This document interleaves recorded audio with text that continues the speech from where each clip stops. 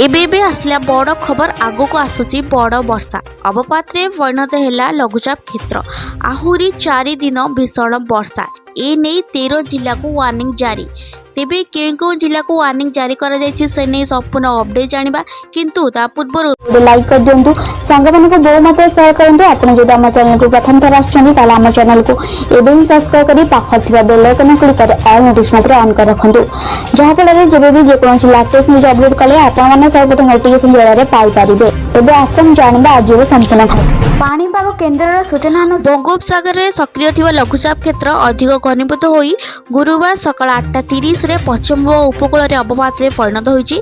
यह पश्चिमबंग उत्तर पश्चिम दिग गति करुवा बेले संध्या सुधा बारिपदा ठारू 180 किमी दूर में केन्द्रीभूत रही। आसंता 24 घंटा मध्य अवपातटी गांगे पश्चिमबंग और झारखंड दे आगक बढ़िवार संभावना रही। आंचलिक पाणीपाग विज्ञान केन्द्र पक्षर सूचना मिली।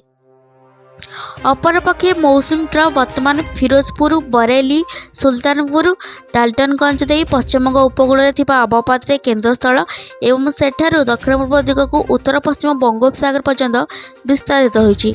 यह प्रभाव में ओडिशा रे भीषण वर्षा आरंभ होइछि।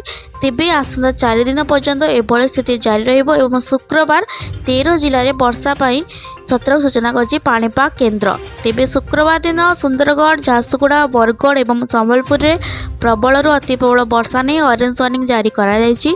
सेहीपरि बालेश्वर देवगढ़ अनुगुल केउंझर मयूरभंज सुवर्णपुर बौद्ध नुआपड़ा बलांगीर जिला को प्रबल वर्षा नहीं येलो वार्निंग जारी करा जायछि। एथिसह बालेश्वर सुंदरगढ़ झारसुगुड़ा बरगढ़ संबलपुर देवगढ़ अनुगुल केउंझर मयूरभंज सुवर्णपुर बौद्ध नुआपड़ा एवं बलांगीर जिले में झड़ वर्षा नहीं सतर्क सूचना जारी करा जायछि।